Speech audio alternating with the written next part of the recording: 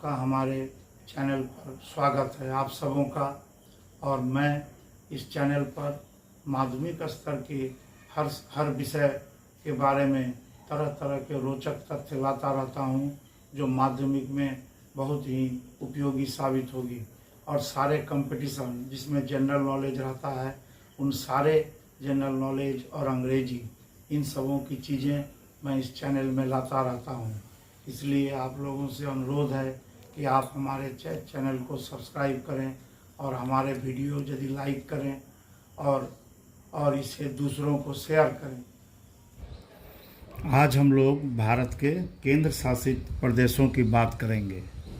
सभी जानते हैं कि भारत में 9 केंद्र शासित प्रदेश हैं, लेकिन पिछले साल दमन दीव और दादरा और नगर हवेली को एक साथ मिला दिया गया, इसलिए अब 8 ही केंद्र शासित प्रदेश हैं, जिसको हम लोग एक सूत्र से याद रख सकते हैं। चलो दीदी लच्छा पराठा अंडा खाते।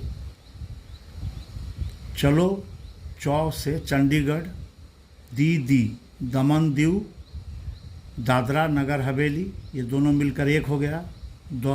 दमन दीव और दादरा नगर हवेली, और एक दी से दिल्ली। लच्छा से लक्षद्वीप, पराठा से से पांडिचेरी, और अंडा से अंडमान। इसके अलावा हम लोग याद रखेंगे 2 नया जो है, सबसे अभी हाल में ही बना है, 2 साल भी नहीं हुआ है। लद्दाख और कश्मीर अलग अलग केंद्र शासित प्रदेश हैं। अब इनमें से 3 को अपनी विधानसभा है। दिल्ली में मुख्यमंत्री होते हैं, पांडिचेरी में भी होते हैं, और जम्मू कश्मीर। तो अभी तो इन तीनों में जम्मू कश्मीर अभी नहीं है, लेकिन इन तीनों को अपना विधानसभा है। लेकिन बाकी किसी को भी विधानसभा नहीं है। यहाँ केंद्र के प्रतिनिधि शासन करते हैं। तो हम लोग देखते हैं, पहला केंद्र शासित प्रदेश है माने दिल्ली। दिल्ली क्या है? सबसे बड़ा केंद्र शासित प्रदेश है, और इसकी जनसंख्या भी सबसे ज़्यादा है। दिल्ली की जनसंख्या सबसे ज़्यादा, और दिल्ली का जनसंख्या का घनत्व भी सबसे ज़्यादा है। और जनसंख्या का घनत्व जो है सबसे कम किस में है? अंडमान निकोबार द्वीप समूह में। और ज़्यादा कहाँ है? दिल्ली में। और सबसे कम जनसंख्या कहाँ है? लक्षद्वीप मिनिकॉय। लक्षद्वीप मिनिकॉय की जनसंख्या सिर्फ 60,000 है। तो इस तरह से हम लोग जान गए कि सबसे कम जनसंख्या लक्षद्वीप, सबसे ज़्यादा जनसंख्या दिल्ली, सबसे ज़्यादा जनसंख्या का घनत्व दिल्ली, और सबसे कम जनसंख्या का घनत्व अंडमान। यहाँ सिर्फ 43 लोग ही रहते हैं 1 स्क्वायर किलोमीटर में। और उसके बाद ही लद्दाख है, वहाँ 46 आदमी रहते हैं। लद्दाख भी डेजर्ट के तरह है, एक तरह से कोल्ड डेजर्ट कहते हैं। यहाँ जनसंख्या बहुत कम है। तो पहला जो है, यहाँ पर हम लोग दिल्ली को देखेंगे। दिल्ली क्या है? हम लोग सीधी इस तरह से हम लोग करते हैं, यहाँ से लेकर के ऐसे सीधे आकर बीच में लगभग दिल्ली। उसके थोड़ा सा ऊपर में यहाँ हरियाणा और चंडीगढ़ के हरियाणा और पंजाब के बॉर्डर पर चंडीगढ़ है। चंडीगढ़ अपने भी एक यूनियन टेरिटरी है, केंद्र शासित अंचल है। अब यहाँ पर जो है, ये यहाँ से यहाँ मैप को मिला देंगे ऐसे करके, तो ये है पूरा लद्दाख। लेकिन उसका भी ये सब क्षेत्र जो है, ये हम लोग का पाक ऑक्युपाइड कश्मीर बोलते हैं, POK। मैंने इसको पाक जो है अभी अधिकार में रखा हुआ है, इतना दूर लद्दाख का। और इधर चाइना भी जो है घुसा है। चाइना यहाँ पर क्या है? चीन का सीमा भी लद्दाख से लगता है। तो लद्दाख में ये जो है POK है, इधर चीन है, और लद्दाख यहाँ पर है, यहीं से सिंधु नदी जाती है। और ये है कश्मीर। तो कश्मीर भी एक केंद्र शासित प्रदेश है, और लद्दाख भी एक केंद्र शासित प्रदेश। अब सबसे कन्फ्यूजन होता है दीव और दमन। दमन और दीव दोनों गुजरात के ही, और दादरा नगर हवेली ये सारे गुजरात के ही अंदर में लगभग आते हैं। जैसे दीव क्या है? यहाँ पर जो है काठियावाड़ उपद्वीप या काठियावाड़ पेनिनसुला से यहाँ 40 मील लगभग एक ब्रिज है। उस ब्रिज से हम लोग इस द्वीप पर पहुँचते हैं। दीव एक द्वीप है। तो ये जो है तीनों, दीव, दमन, दादरा नगर हवेली, इधर गोवा भी था, ये सब पुर्तगीज का अधिकार था। पुर्तगीज लोग, पुर्तगाल के लोग यहाँ पर इसको अधिकार किए हुए थे 1525-26 से। मैंने कहने का मतलब ये लोग 400 साल से भी ज़्यादा, 450 साल इस पर शासन किए। और इसको जो है हम लोग को 1955 ये सब में इसको जो है छोड़ा गया। और इसके बाद जो है 1961 में ये सबको लगभग वो लोग छोड़कर चले गए। और 1961 में जो है गोवा भी राज्य बन गया और ये सबको गोवा बना, और दीव और दामन दीव बना। तो दामन दीव को भी गोवा राज्य बनने में 1987 लगा, 1987 में गोवा राज्य बना। लेकिन दामन दीव जो है इसको हम लोग यूनियन टेरिटरी, और दादरा नगर हवेली, यहाँ पर एक जो है बीच में से दमन गंगा बहती है। तो दमन और दीव, जिसकी राजधानी क्या है, दमन, ये शहर है। तो ये एक ज़िला के तरह छोटा शहर, ज़्यादा जनसंख्या नहीं है, लेकिन यहाँ पर आदमी जाते हैं किस लिए कि पुर्तगाल के स्ट्रक्चर को देखने के लिए। यहाँ बड़े बड़े पुर्तगाल का बनाया हुआ किला है, यहाँ पर चर्च भी है, और उस ज़माने का आर्किटेक्चर, उस ज़माने का माने जो है सो आर्किटेक्चर हम लोग देख पाते हैं, स्थापत्य कला। और यहाँ पर दमन गंगा एक नदी भी है जो इधर से समुद्र से जाती है। वो दमन और दादरा नगर हवेली को दो भागों में, इसके इधर दमन और इधर दादरा नगर हवेली है। दादरा नगर हवेली, तो दमन जो है, और दीव क्या है, यहाँ पर लाइट हाउस वगैरह भी मिलता है दीव में, जो पुर्तगीज का बनाया हुआ है। और ये एक पोर्ट माने पहले के ज़माने में हुआ करता था एक तरह का, यहाँ पुर्तगीज लोग व्यवसाय करते थे।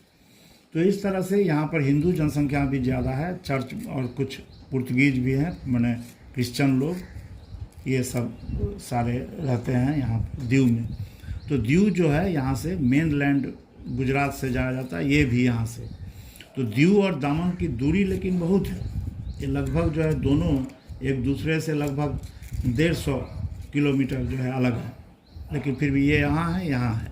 और दादरा नगर हवेली एक छोटा सा जिला के तरह है, ये भी जो है गुजरात राज्य से घिरा हुआ है इधर। और ये जो है मुंबई से इसकी दूरी लगभग 150 किलोमीटर। यहाँ मुंबई है नीचे, यहाँ से दादरा नगर हवेली की दूरी लगभग 150 किलोमीटर। तो यहीं पर एक गुजरात के पास भी, यहीं याद रखना है हम लोग को। यहाँ पर दीव है, यहाँ दमन है, और दादरा नगर हवेली ये जो है इसकी राजधानी है सिलवासा, दादरा नगर हवेली के। और जनसंख्या बहुत ही कम है। ये सारा पार्ट था हम लोगों का, पुर्तगीज लोग शासन करते थे, बाद में ये सब छोड़े। और यहाँ पर एक और है पांडिचेरी, ये इधर है, इस तरफ है पांडिचेरी। पांडिचेरी एक फ्रांस का उपनिवेश था, पांडिचेरी। लेकिन पांडिचेरी के भी बहुत सारे जगह मिल करके हैं, जैसे यहाँ इसके थोड़ा सा नीचे में कड़ीकाल है, और ये जो है यहाँ पर, ये आंध्र प्रदेश में यनाम है, और केरल में माहे है। ये भी चारों जो है पांडिचेरी में ही आता है, पांडिचेरी का ही ये सब भाग है। तो हम लोग देखते हैं कितना डाइवर्ज चीज़ है कि यहाँ तमिलनाडु में हम लोग सोचते हैं पांडिचेरी, लेकिन नहीं, इसका और भी जो है अलग अलग जिला या अलग अलग जगह है, यनाम, कड़ीकाल और माहे, जो अलग अलग राज्यों में पड़ते हैं। माहे है केरल में, कड़ीकाल है तमिलनाडु में, पांडिचेरी भी तमिलनाडु से लगा हुआ है, और यनाम है कहाँ पर, ये आंध्र प्रदेश में है। तो ये फ्रांस का उपनिवेश था। फ्रांस का उपनिवेश हम लोग के पश्चिम बंगाल में भी चंदन नगर जो था, वो भी चंदन नगर जो है वो भी हम लोगों का फ्रांस का ही, वहाँ पर आर्किटेक्चर मिलता है, श्री रामपुर और चंदन नगर। लेकिन चंदन नगर और श्री रामपुर इसके अंडर में नहीं, वो अलग हो गया, वो पश्चिम बंगाल में है। तो ये चारों को हम लोग को याद रखना है। पुद्दीचेरी इसका नाम है अभी, पांडिचेरी का। यहाँ पर अरबिंदो का आश्रम है, अरबिंदो का आश्रम है यहाँ पर। यहाँ एक और भी केंद्र शासित अंचल है जिसे हम लोग लक्षद्वीप कहते हैं। ये बहुत सारे द्वीप को लेकर के है, जिसमें लक्षद्वीप और मिनिकॉय द्वीप, और इसमें जो है इसकी राजधानी है कवरत्ती। तो ये हम लोग यहाँ पर केरल है, इस केरल में कोची उसके नज़दीक में एक कोची जो है केरल का एक जगह है जहाँ पर एयरपोर्ट भी है, वहाँ से यहाँ फ्लाइट आती है। माने विमान से आने की सुविधा है, और यहाँ से जहाज़ भी खुलती है, पानी का जहाज़, जो 14 से 20 घंटा शिप जहाज़ जो है 14 से 20 घंटा लेकर के वो यहाँ पहुँच जाती है इस द्वीप में।